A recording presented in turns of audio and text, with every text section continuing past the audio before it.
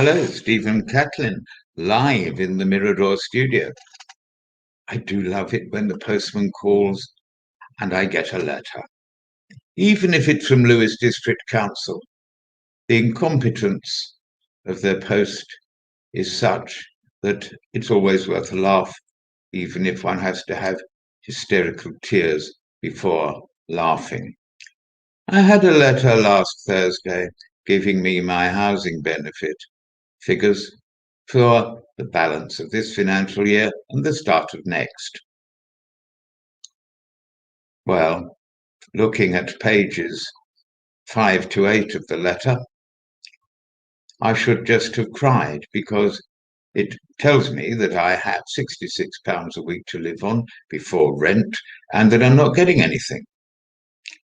It led to an exchange on the phone with 3 people, 2 of whom didn't have a clue. The third was extremely helpful and put me through to an officer who was even more helpful. The letters had been sent out 2 weeks early because their system has not backed up to include next year's personal allowances. The letter shouldn't have gone out. So while thanking them for the letter which followed, explaining this, I asked by whose authority was it sent, and also were they going to send this letter to all who received the bad one sent in error? Well, they haven't yet answered that. And I do wonder, perhaps this was a test that they sent just to me to see how the poor people who need housing benefit would react. They soon found out. I've copied it to senior officers, including the chief executive, because the letter came out unsigned, as did the explanation.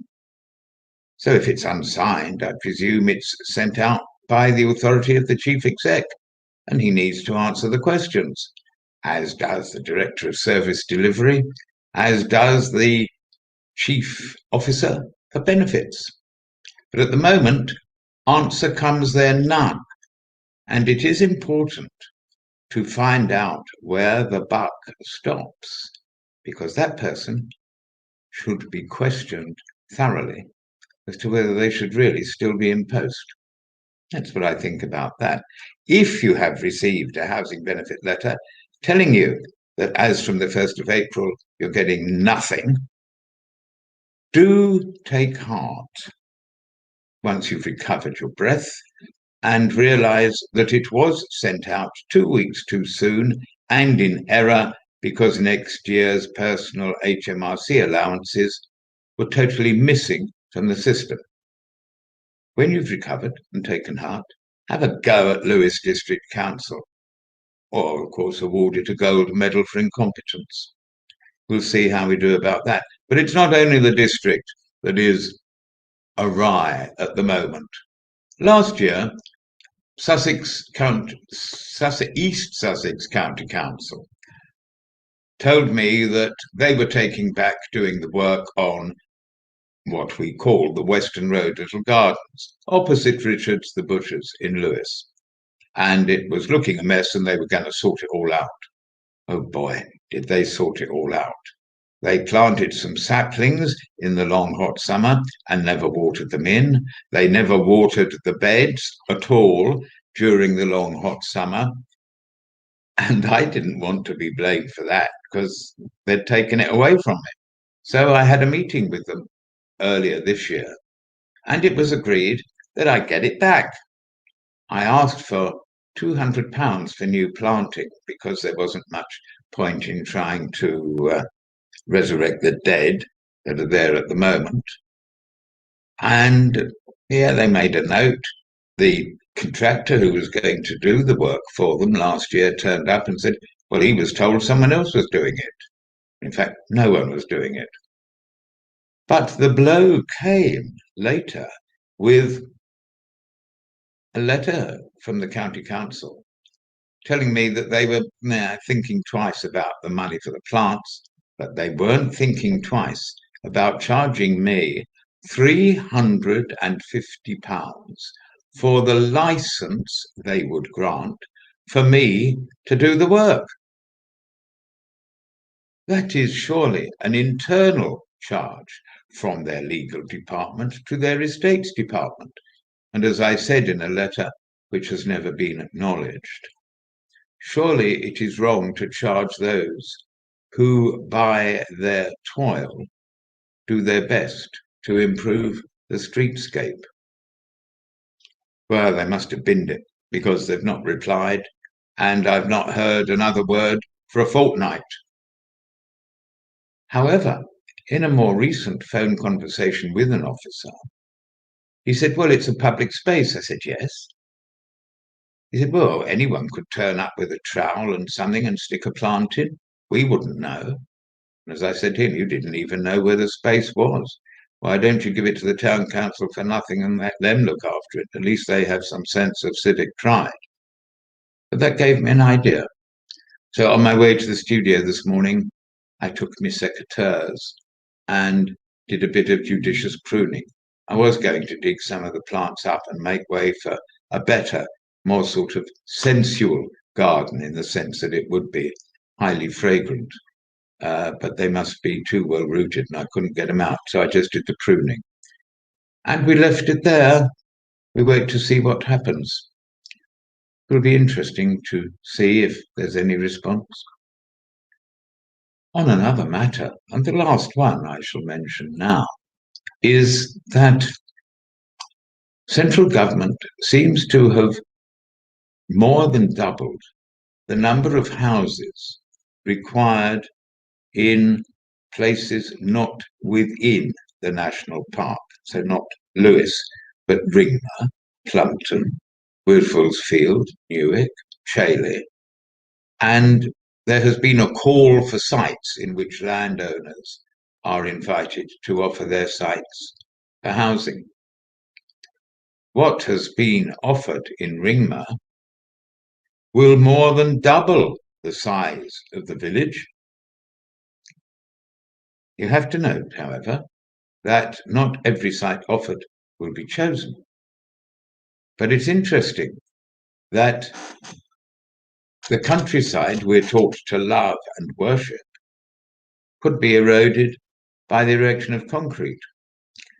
In Lewis, where there are one or two sites for housing, everyone seems to have forgotten what was in the Lewis neighbourhood plan, that any development should have 50% affordable housing. And all the developers are coming up with reasons why they can't afford the affordable, because of the cost of the land. There is, however, a provision in this Housing Act that says the price of the land should be tied to the need for affordable housing. So if they're paid too much for it, Yabu sucks. But it is disturbing. I've seen Lewis change over 20 years. Others have seen it change over a far longer period. And it's distressing that young people in this town will have to move out to have a place of their own. And we really must, at all levels of local government, insist that the 50% affordable, whilst being dismissed by some as an aspiration, should be obtained as far as possible. We're seeing sites with only 10% affordable, 11% affordable. This will completely change the nature of the town. And if you consider the way the high street is looking at the moment, don't forget, 50 years ago, Lewis Borough Council's great scheme was that all the shopping should be at the bottom, that the upper high street, home of so many niche businesses, should be professional offices and residential. Over 50 years, that has started to come to fruition. And now, certain members of a certain political party are saying that the car parks should be used for communal purposes. Well, excuse me, if the cars can't come to the shops, what are they going to come to Lewes for? We need visitors, but it is possible that one or two developments, including the North Street Quarter, could include enough car parking spaces to deal with smaller car parks being used for communal purposes. The town is going through a change. I would urge all those interested in what they think of as their Lewes to have a look at planning applications. They're all advertised each week in the Sussex Express, and also near developments there should be notices nailed to posts advising you of the work.